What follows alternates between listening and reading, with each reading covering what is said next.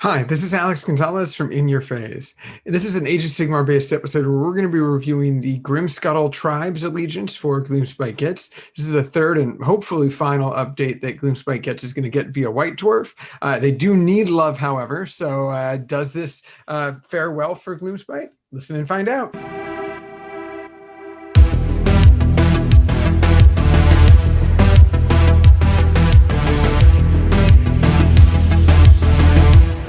People fucking put ranch on everything in this goddamn country. I'm always blown away. Everybody put ranch on literally everything. No, it's. I think it's a West Coast thing because when you move, like moving out here, Sarah, who loves ranch, is like annoyed that she has to actively ask for ranch. Like we'll go back to visit California and they just like give you ranch. Well, I assume where you're at now, you ask for ranch and they actually bring you ketchup. What? That sounds awful. No, they don't. But John's no. But yeah, like Sarah has to actively ask for ranch constantly. Like, oh, did you get wings? Ask like you don't get ranch automatically with wings. You don't get ranch automatically with like anything. You have to actively ask for it. You know, the big one, especially with people who are into like wings, is like, do they get their wings with blue cheese or do they get it with ranch? And I think that that's a regional thing too. I just go straight wings. I don't do anything. Just the big question is, do you eat dark meat or white meat?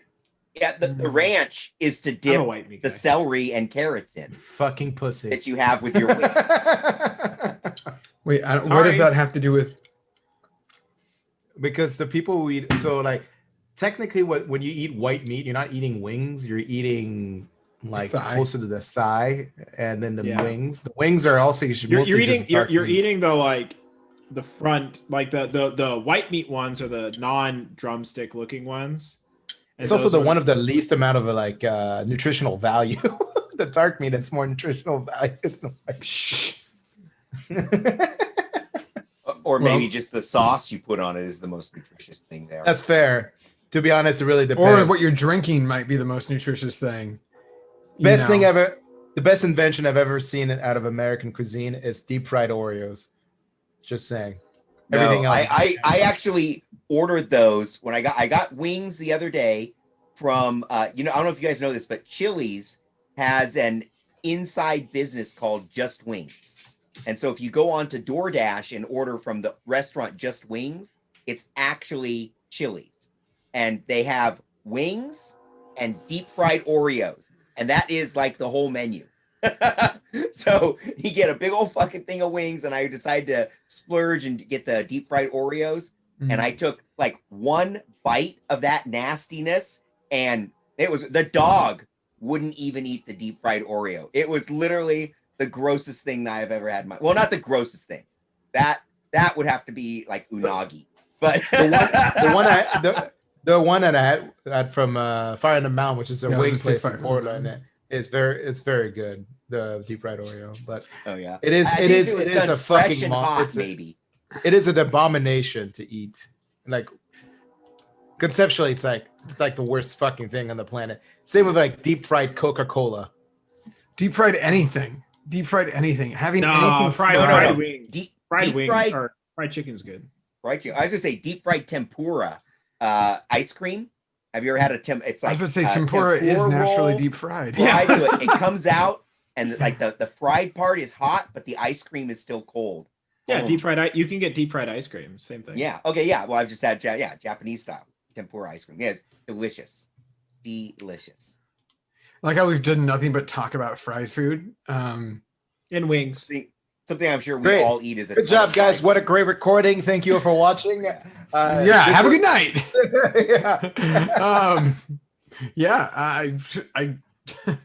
Tempura is definitely very, very, very fried. Long story short, I guess American cuisine is ridiculous, and an Americanized non-American cuisine, Americanized other cuisines have a lot of fried stuff in it. Sure. I don't know if you ever heard of like a soft-shelled crab roll. It's like a type of sushi. Yeah. And I swore that when I first started eating those, that those were tarantulas. I was like, there is no such thing as a soft-shelled crab. These are like tarantula legs, and that's got to be the name for it. So I was like, there was no internet then. So, but if it was modern days, I would have totally Googled the hell out of that shit. But you know, well, there's such thing. Back then, you just had to but ask there's your not buddy. a lot of meat. Yeah. I'm interested to see if people use insects in that outside of like maybe having a byproduct that accidentally has like bugs in it, you know, because there's a certain allowable amount of bugs in almost any food that you have. Yeah. And if people don't know that, there's a lot worse stuff that you don't know then. But yeah, you know, it's actually really funny. You know, myself as well as I saw Garrett and Jeremy. John, unfortunately, I know for a fact it won't be your cup of tea, but that game, Cyberpunk 2077 that came out, you know, it's really funny because like when you start getting around to the food that you can like take for, you know, stamina and health boosts, after a while I noticed that they weren't explicitly saying like real meat.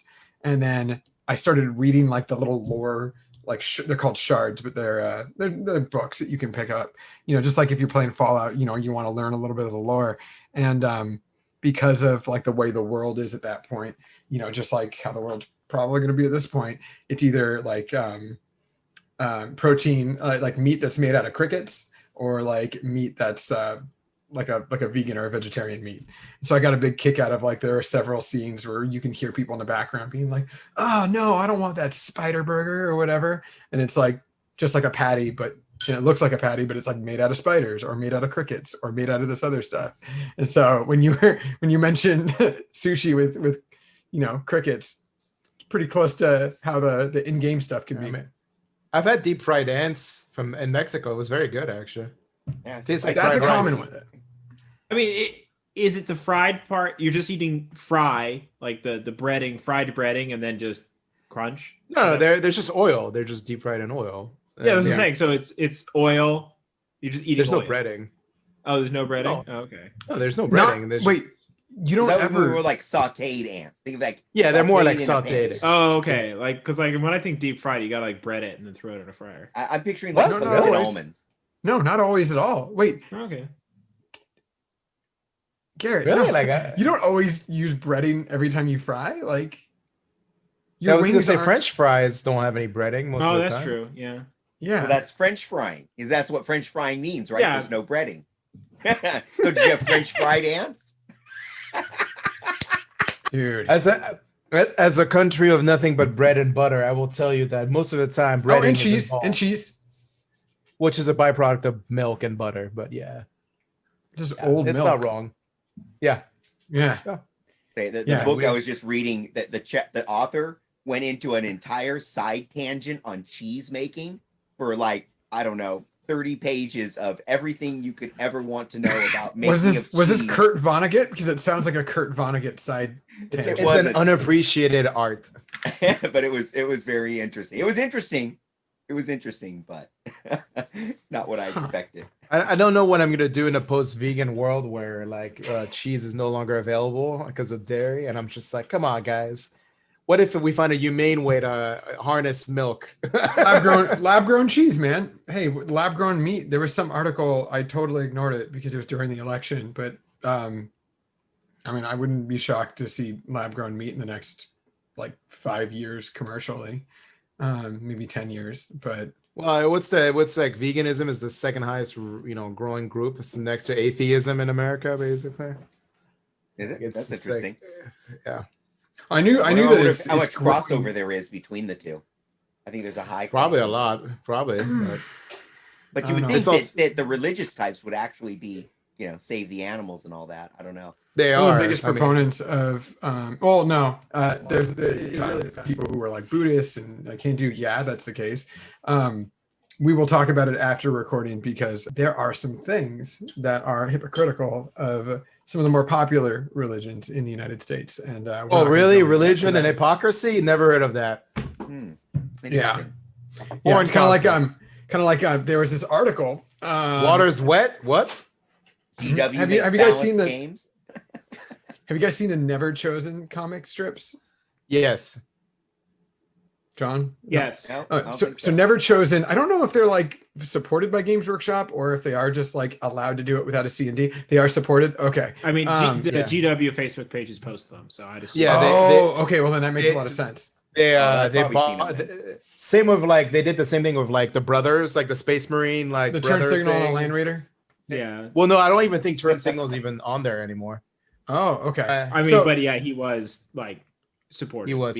It's one of those that it's like they have art. It is fully supported by GW. Anyway, I wonder if there's an actual comic he was going to reference, or if we're just going to. There was a comic. There was a comic. Whole of licensing and comics in general. Yeah, well, we were talking about Marnius Calgar actual comic book that's out. No, this is a web comic. Its third episode or so. Yeah, no, this is a web comic, and this goes into the point that we were on about, some a little bit more hypocritical or a little silly things with certain religions and or with them in general. And the latest one, or one of the latest ones, has a bunch of grots, and they're all like throwing their arms up towards the moon, and they're like, "Oh, bad moon, like give us the strength and help to defeat the Yumis tomorrow." And then they're just like, "Oh, and also like help me with my taxes like next season, and like help me with trying to like score with this person." And so they are all,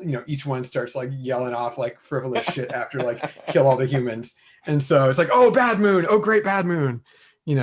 So, since we are, of course, an Age of Sigmar podcast, we got to wrangle it back in there. Hope everyone is doing great tonight. I bring up the subject of that more recent Never Chosen comic specifically because we kind of want to go into things related to grots today. There's not a lot going on in December, but heck, there's something that's going on in December. Bad Moon's Rising. There you go. We got Gloomspite Gitz right there. Actual physical book, John. I'm in actual physical book. Holy shit. I know, because I know you were buying full digital like me. I was surprised that you got the Gitz book, because I didn't think you'd want that one physically. This is the last book that I bought that I'm not playing. Okay. Oh, okay. Well, I gotta say, on my face, I don't have much. I'm wearing one of my more summer-y shirts right now. I basically this week and next week I just have off. Still don't know if I'm going to visit family tomorrow or next week for Christmas. If I do, I'm just driving to avoid any and all human contact besides me and the road. Unless I fully go, for the brief 5 minutes of time that I'm pumping my own gas in Weed or in Shasta. Still don't know whether or not I am doing that. So still full ass quarantining just in case. And I'm in my little staycation for 2 weeks, hence the shirt. I still got all my hobby stuff next to me. Have not touched it. I've been doing a lot of stuff at home, just like, building new furniture, putting new shelves up, making things nice and neat, trying to get rid of a bunch of shit. And at this point, I just need to put them on Facebook because, local people are just not biting enough that I need to. I got the home gym set up, just waiting on a couple more things, but I don't have to wait to jump into it. So I've been pretty happy with this. Overall, just really just taking advantage of the slow part of the year just to be lazy, despite me having a bunch that I should be doing with the Necrons and the Seraphon and all that shit. And honestly, I've not really played. Jeremy and I had missed the opportunity to get one of our stream games in, so we're going to have to either get that in later this week or maybe even push off till next week. We'll have to see there. But, just having a ball, just getting shit done. And that is all that's actually in my phase. Oh, I did go and I was on the 20th episode of the Party at the All Points with Dayton and crew. So it was a really fun episode. It was a lot. Will not be safe for work, will not be safe for kids. I won't necessarily say it's because of me, likely not because of me. I was probably the most kid-friendly one of the bunch. I was probably PG-13 at worst, or at least at best. So, check it out. I started swearing at like 10, so. Wait, what's up? I said that's hard to judge. PG-13? I don't know, but I started swearing at like 4th grade, 10 years old. That's fair. How about you guys? That's fair. Well, your options are PG, which I think is like 4 and up, or PG-13. So if it's over 4, you got to go to the PG-13. Oh, okay. That's weird. That's weird. I don't like that. This Quaker-like society, right? Well, PG-13 is 13 and below. Don't give me that look, Jeremy. No, it's Puritan. It's Puritan. I thought it was 13 and above. Are based on Puritan values from the original kind of people. No, it's 13 and below. 13 No. and 13 and above. You're right. Yeah. Yeah. No, why would that have 13 and above? No, you're an adult. You can't see this. They just stop. Well, 12 and below can't see, I guess. Yeah, so I guess. And what I think is funny is that you're allowed to say fuck once in a PG-13 movie. It's like, okay, you said it once. You can say it 60 times. You can say it one time. Like, I don't understand where the moral impotence of being like, oh, but it was only said once. And it's contextual. So you can't in a PG-13 say, I'm going to fuck you, but you could say, oh, fuck. Or fuck off. Yeah, exactly. Yeah. So there's a contextual aspect. Which then your kid will probably come out if they're 13 and just start saying fuck off to like everything. Yeah. So I was on that. A few weeks ago, I was on Mr. Meff's Rantcast, and so he had created a YouTube playlist for people who wanted to, listen to some of the music that we had put on there. I made a Spotify playlist, so check out his posts on Twitter. The link will be there for the Spotify playlist if you don't want to have a video player up to listen to some music. If you are leaning in that direction towards punk rock or post-punk or hardcore, it's a fun time. So those are the only things that are actually on my in my phase. And John, what about you? What's in your phase? The first thing that's been in my phase is more of this delicious Di Serrano cream liqueur, velvet cream liqueur. Oh, I know that took Alex out of there. He wasn't into it. No, I'm back. And this week, it's funny. I actually was going to drink something else, and then as I went to get my glass out, I realized that I have these cool Di Serrano Christmas themed glasses, and I was like, oh well, then I definitely have to do it up. And this stuff is just, it is so good. I'll be surprised if I don't finish this bottle off. I'm already on my second glass, and it's barely into my phase. So I thought you were going to say second bottle for a second. What's that? I thought you were going to say I'm already on my second bottle. So I might as well be at this point. So luckily, that's all that has been in my phase. Has been lots of drinking. No, I've been doing my Christmas shopping online. Extended effort to go to all those websites and pick out the perfect gifts for my friends and family. So that was fun to do. I did no shopping on Black Friday, so that was amazing. Smart. And I have not been playing Cyberpunk 2077. No, I suffer from horrible motion sickness, and I tried watching one of the preview videos on Steam in a little window, and I got 30-50 seconds into it, and I was like, you know what, I want to do other stuff today, so I turned that shit off. So that game is not for me. However, I did finally fire up Pathfinder Kingmaker again and tried out the turn-by-turn combat mode that Garrett has been pointing out via the new patch. And so excited to try that out. I actually headed out of my city, found an adventure area on the map. I took my favorite party there. We jumped in. There was a little dungeon. Jumped right into that dungeon. Started hack and slashing my way through some bugbears and really great dungeon stuff. And then I rested, and a message popped up that my kingdom had failed, and I lost the game. What the fuck? Wait, hold on. What? Yeah, no, that's a thing. Probably, yeah. If you take too long in that game and you don't manage your kingdom well enough, over time every day things will trigger and you can lose your game by just failing to run a kingdom. Yes, my kingdom had a rebellion. I was overthrown. So apparently it wasn't a good time for the Baroness to go out adventuring. Maybe should have stayed home and taken care of some policy decisions. Wait, so why they should trigger something where you try to do a coup, where you try to like coup the coup? No, I had the option to wander the lands as the deposed baron, and I would have negative faction in all the towns I went to. So that could have been cool. Because remember they deposed me. There was a rebellion. So anyway, so that is all that was in my phase, and that wasn't very much gaming, but I did have some fun with it. I have been enjoying everybody else in the world plunging into Cyberpunk 2077, particularly looking at all the cool characters and other stuff that people have been making. So I do still enjoy that. So that is it. What about you, Jeremy? What has been in your phase, my friend? Well, I also have been playing Cyberpunk, but not as much. Only like I think I've only gotten like physically actually played because I left it on running one time. I saw that. I was like, holy shit. I couldn't. You couldn't save it I was in like this weird mission where I could not save it. I had to go eat dinner with my parents. So I was just like, fuck, I'll just let it run. So I played probably like 4 or 5 hours of it. I actually like been mostly monopolized by the new expansion for World of Warcraft because I'm been playing that game since a wee child, or I really technically a teenager, but whatever.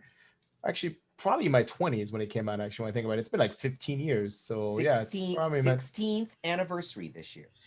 Yeah, so I was 29 when that game, or sorry, 19 when that game came out. You were not 29 when that game came out. I actually played WoW in its pre-release beta. Yeah, me too. Yeah, me too. I really, this is probably, if I was going to give it a review, this is the best expansion they made since Wrath of the Lich King, which is what was my favorite expansion. But so it's been a fun ride. Yeah, I myself would never admit to playing WoW nowadays, and if I was playing some WoW, I would certainly never admit that I chose the vampire faction, and I've been playing in the vampire heaven in some of my spare time lately. You mean Hogwarts? You've been playing in Hogwarts? Hogwarts, yeah. Wait, is that one different than the clearly OBR place? Yeah. Yes. It's actually different. Yeah, it's actually like, it's literally Hogwarts. It's like everybody, like all the non-vampires are English, and then the small minions are from Cockney accents. It's like, it was like, if you thought Games Workshop would design a place in World of Warcraft, that's the place. But it's fucking Hogwarts. Like, it's literally Hogwarts. I mean, the entire idea is Games Workshop's idea. And then, what Alex is referring to is Maldraxxus, which is like literally OBR land. No. Oh, I was referring. Yeah.